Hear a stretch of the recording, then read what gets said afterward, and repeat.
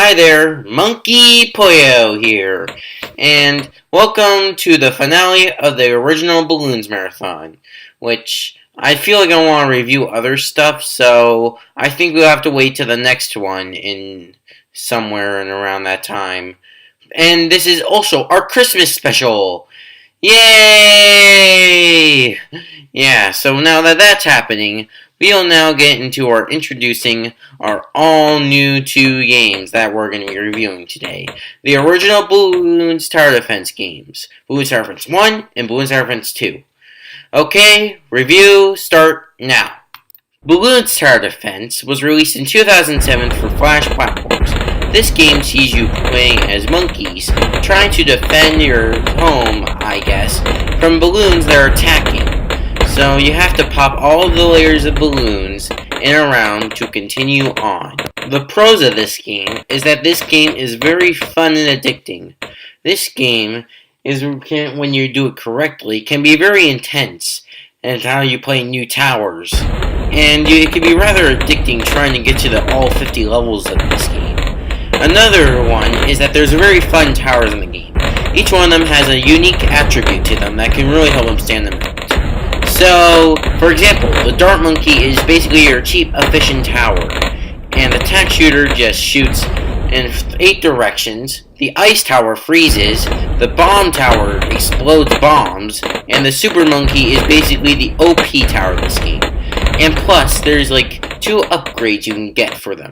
So you can upgrade your towers to be somewhat powerful in this game, although you won't have to just rely on one tower. For example, ice balloons cannot pop white balloons, and bomb towers cannot pop black balloons. But the cons of this game is that there's like only one track, which is the one you're seeing in the footage. And that one track can get a bit repetitive, and honestly, it's one of my least favorite tracks in the Balloons Tower Defense series. The later games really did improve off of this, but as for this track, it's an okay track. Also, there's a very little variety in balloons. I mean, nowadays we have a bit of variety, we have a lot of variety, but back then, I mean, there's not really too much. Even Balloons Tower Defense 2 had a better variety. Honestly, I feel like there could have been more balloons in there, because I do feel like it gets repetitive after a while, having to deal with whites and blacks all the time, and it doesn't really feel that unique after a while. But overall, this is a solid Flash game to play when you have no other games to play. Balloons Tower Defense 2 was released in 2008 for Flash platforms, and is the sequel to the popular game Balloons Tower Defense.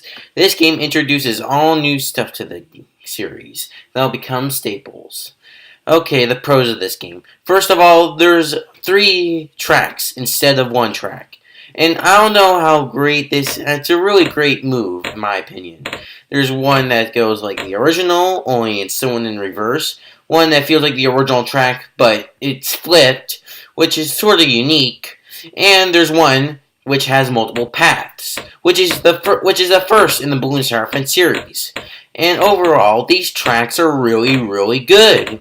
And they actually feel like they could actually do good. And they each come with their own difficulty. Easy is easier, medium is medium-ish, and hard is the hardest.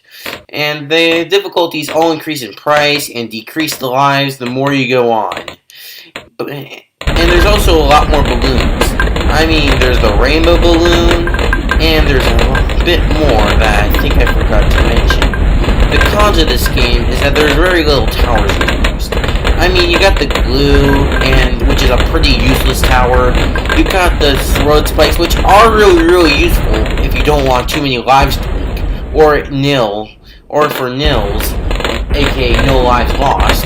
And the boomerang tower is probably the best Balloons Tower Defense tower ever, and is probably the best tower introduced in this game.